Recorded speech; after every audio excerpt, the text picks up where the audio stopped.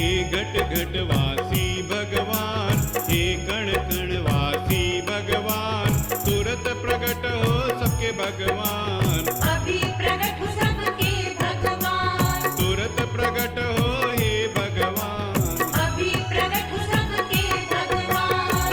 हर कोई को प्रभु लाड लडाते, हर एक को प्रभु गोद में लेते, हर एक को सीने से लगाते, हर एक को आनंदित करते, हर एक को सीने से लगाते, हर एक को आनंदित करते, हर एक से प्रभु हंसते बोलते, हर एक को प्रभु गले लगाते, बिना भ्रम के प्रकट हो भगवान, हे सबके प्यारे भगवान, बिना भ्रम की प्रकट हो भगवान, हे सबके प्यारे भगवान। हम तो भगवान बच्चे तेरे, बुद्धि नहीं अज्ञान गनेरे, नहीं हम में थोड़ा भी ज्ञान, भक्ति का नहीं नाम निशान, नहीं हम में थोड़ा भी ज्ञान, भक्ति का नहीं नाम निशान। अवगुण की हम है खान, दोष भरे हम में है तमाम, फिर भी हम है तेरी संतान, तू सबका माँ बाप महान, फिर भी हम है तेरी संतान, तू सबका माँ बाप महान।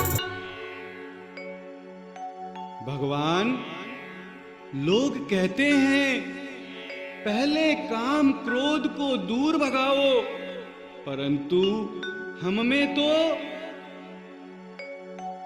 काम क्रोध सब भरे पड़े हैं, ये सब तो बलवान बड़े हैं, दूर इन्हें ना कर पाएंगे, इनसे ना प्रभु लड़ पाएंगे, दूर इन्हें ना कर पाएंगे, इनसे ना प्रभु लड़ पाएंगे। हमारी लियाकत से मत आना, अपनी सामर्थ से ही आना, तू है सर्वसमर्थ भगवान, प्रकट हो वो सबके भगवान, तू है सर्वसमर्थ भगवान।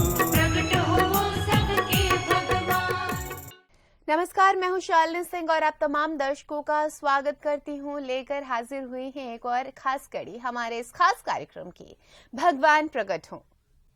दर्शकों, लगातार जैसे कि आप इस कार्यक्रम से जुड़े हुए हैं या फिर आज जो हमारे नए दर्शक भी इस कार्यक्रम को पहली बार देखने बैठे हैं, उनको बताना चाहूंगी कि भगवान प्रकट हो एक अभियान है जिसके तहत हम लोगों से ये गुजारिश करते हैं, उनसे कहते हैं कि आप आह्वान करें उस ईश्वर का, परमपिता परमात्मा का। किस लिए? उन्हें प्रकट होने के लिए। अब आप कहेंगे कि ये भला कैसी बातें कर रही है, बचकानी बातें हैं। लेकिन आपको बता दूं कि जब आप इस कार्यक्रम के साथ, इस अभियान के साथ जुड़ जाएंगे तो आपको लगने लगेगा कि ये बातें कितनी सच्ची हैं, क्योंकि यहां पर हम तथ्य के साथ आपको समझा रहे हैं कि हम आखिर क्यों कहते हैं कि भगवान प्रकट हो। आइए आज एक बार फिर इस खास कार्यक्रम की शुरुआत करेंगे और एक बार फिर से स्वागत करेंगे हमेशा की तरह हमारे साथ स्टूडियो में मौजूद पवन कुमार चौधरी जी का। पवन जी, बहुत बहुत स्वागत है। नमस्कार। स्वागत। पवन जी, गीता में श्री कृष्ण ने कहा था, यदा यदा ही धर्मस्य ग्लानिर्भवति भारत। और इस पूरे श्लोक का तात्पर्य सार यही है कि जब जब इस धरती पर अधर्म बढ़ेगा, धर्म का नाश होगा, तब तब मैं अवतरित होऊंगा। तो क्या आपको लग रहा है कि इस पृथ्वी पटल पर बहुत ज्यादा अधर्म, दुराचार बढ़ गया है, जो आप भगवान का आह्वान कर रहे हैं, उनको पुकार रहे हैं, उन्हें प्रकट होने के लिए कह रहे हैं? बहुत सुंदर प्रश्न किया। बहुत स्वागत आपका, आपने ऐसा प्रश्न उठाया। ये जो मिशन हमारा चल रहा है, हमें और भी कई भाइयों का फोन आता है या कई भाइयों से बात होती है, तो ये कहा जाता है कि भाई आप भगवान को आह्वान कर रहे हो, भगवान प्रकट हो कह रहे हो, क्या इतना पाप बढ़ गया है? या हाँ भाई बहुत पाप बढ़ गया है। भगवान को बुलाना चाहिए।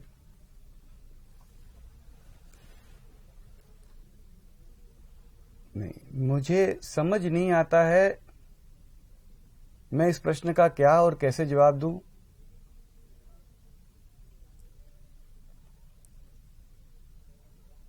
भगवान को हम इसलिए बुला रहे हैं कि पाप बढ़ गया है, कलयुग आ गया है, अत्याचार बढ़ गया है, अनाचार बढ़ गया है। भगवान ने भी वायदा कर दिया है कि भाई अत्याचार बढ़ेगा तो मैं आऊंगा। नहीं, कदापि नहीं। एक छोटा सा प्रश्न मैं आपके सामने रखता हूं कि मान लीजिए पाप नहीं बढ़ा, पाप बढ़ना दूर रही है, मान लीजिए कि दूध दही की नदियां बह रही है, चारों तरफ सुख शांति है, चारों तरफ आनंद मंगल है, सब कुछ सही चल रहा है, कहीं पर कोई तकलीफ नहीं है, कहीं कोई अनाचार नहीं है। क्या हमें हमारे पिता की तब जरूरत नहीं है? बिल्कुल। क्या हमें हमारे पिता की, हमारे भगवान की, हमारे रचयिता की, हमारे अंदर जिसके कारण मेरा अस्तित्व है, जिसके कारण ये हाथ हिल रहे हैं, जिसके कारण मैं आज बैठा हूं, जिसके कारण ये आज एक एक रोम जीवित नजर आ रहे हैं, अगर मैं कल समाप्त हो गया होता तो ये जल चुके होते आज तक। बिल्कुल। जिसके कारण मैं अस्तित्व में हूं, जो मेरा आधार है, उसे मैं क्या इसलिए बुलाऊं कि अत्याचार बढ़ गया, अनाचार बढ़ गया, पाप बढ़ गया, कलयुग आ गया? आप कहेंगे क्या बात कर रहे हो आप, भगवान ने तो ये वायदा किया है। आपने बिल्कुल सही कहा, भगवान ने ये वायदा किया है। रामायण में सुनते हैं हम, जब जब हुई धर्म की हानि। भगवान कृष्ण ने, जैसा आपने कहा कि यदा यदा ही धर्मस्य ग्लानिर्भव, जब जब धर्म की हानि होगी मैं आऊंगा। मैं आपसे एक निवेदन करना चाहता हूं। मान लीजिए हमारा घर है, हमारे घर में गेट पर कोई एक आदमी बड़ा हट्टा कट्टा बदमाश आ गया, बदमाशी कर रहा है, जाने का नाम नहीं ले रहा है, परेशान कर रहा है। हम क्या करेंगे? हम पहले उससे खुद कहेंगे भाई यहां से आप पधारो, हम उसे विदा करने का कोशिश करेंगे। हम नहीं सकेंगे, वह बहुत हट्टा कट्टा है, वह ताकत लगा रहा है, वह बल लगा रहा है, हमारे बूते में नहीं आ रहा है।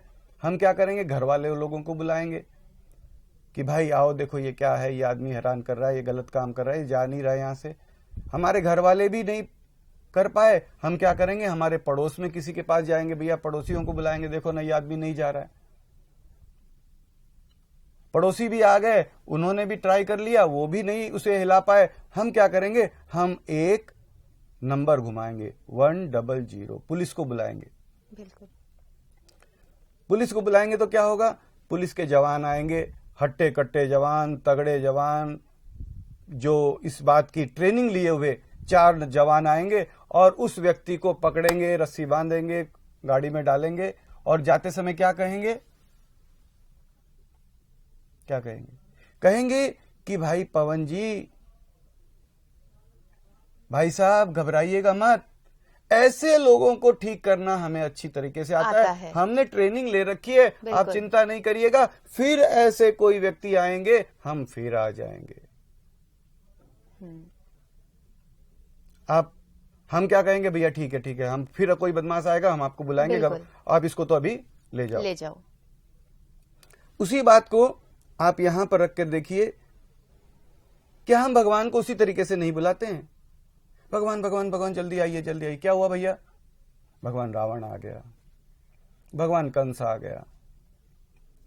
अरे भाई ठीक है, रावण आ गया, कंस आ गया, इतने लोग बदमाशी कर रहे हैं, इतने लोग अत्याचार करते हैं, इतने लोगों को आपने फांसी पे चढ़ा दिया है, इतने कोर्ट कचहरी बना रखे हैं, उनको कोर्ट में पेश करो, उस पर मुकदमा चलाओ, उसको भी फांसी लगा दो। बिल्कुल। हम कहेंगे भगवान फांसी लगाने की बात कर रहे हैं, वो इतना ताकतवर है, हमें फांसी लगा देवे।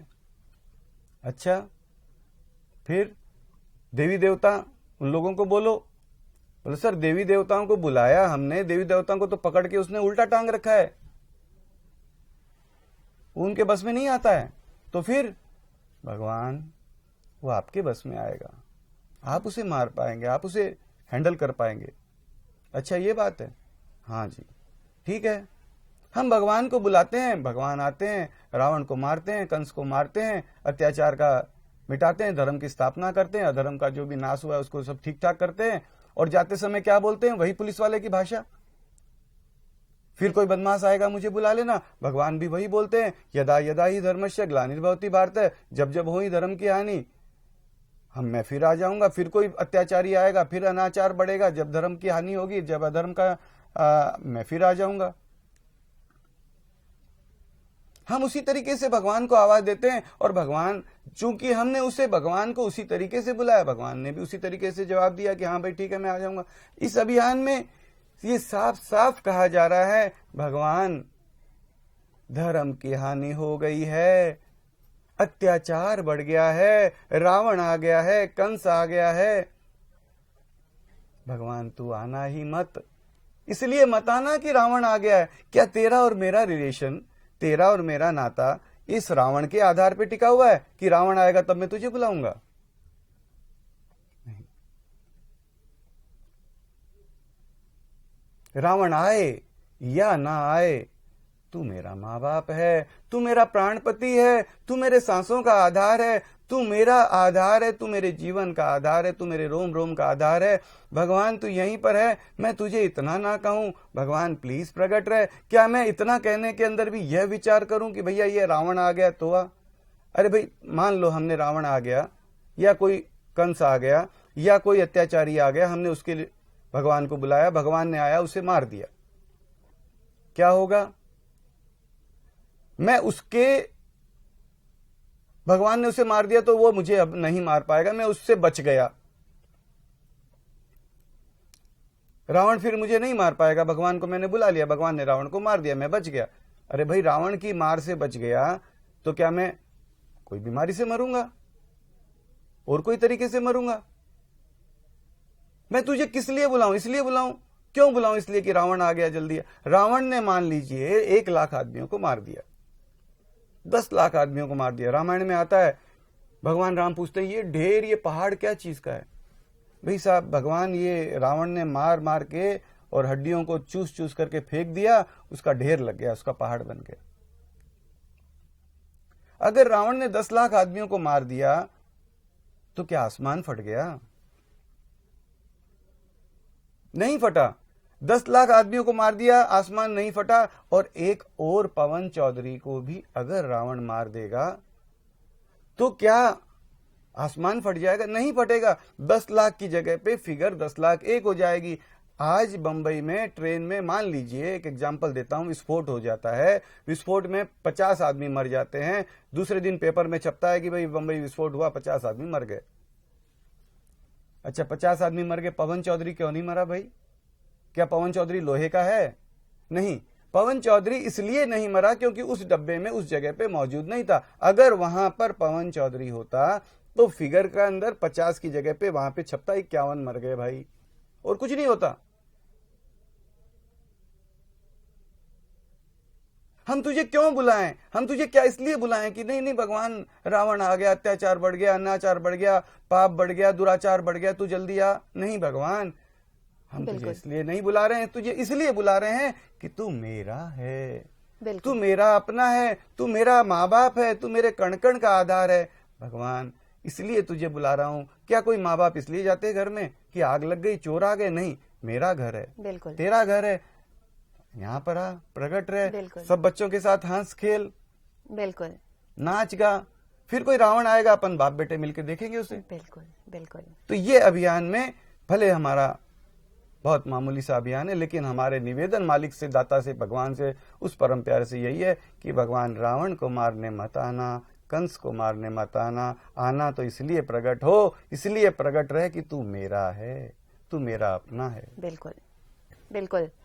ये दर्शकों बिल्कुल वही बात हो जाती है कि जब हम थक हार कर शाम को घर जाते हैं, तब जब कहीं हमें हमारी माँ नहीं दिखती तो हम अपनी माँ को पुकारते हैं, माँ कहाँ हो तुम? बहुत सुंदर। जब हमें वो कमरे में नहीं नजर आती तो कई बार हम किचन की तरफ दौड़ पड़ते हैं, वहां भी नहीं नजर आती तो घर में जो भी मौजूद होता है, छोटा भाई बहन या कोई भी, उससे जरूर पूछते हैं माँ कहाँ है।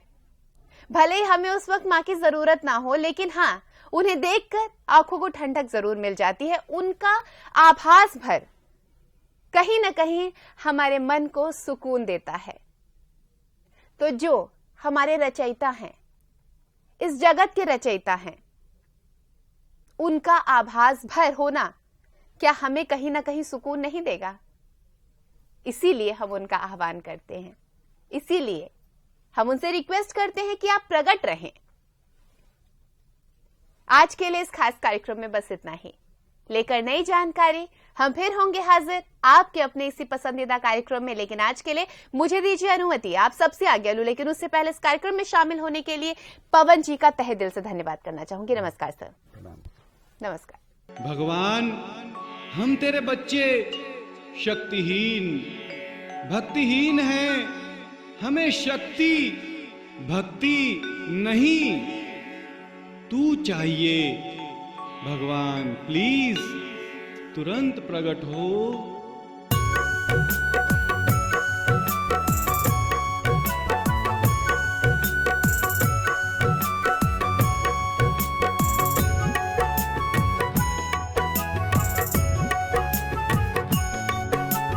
शक्ति नहीं है ना ही चाहिए, बल भी नहीं है ना ही चाहिए, ज्ञान नहीं है ना ही चाहिए, ज्ञान नहीं है ना ही चाहिए, ज्ञान नहीं है ना ही चाहिए, ज्ञान नहीं है ना ही चाहिए, भक्ति भी नहीं चाहिए। भगवान बस तू प्रकट हो जा। भगवान सीने से प्रभु सबको लगाते, प्रकट हो सबके भगवान, सीने से प्रभु सबको लगाते। प्रकट हो सबके भगवान।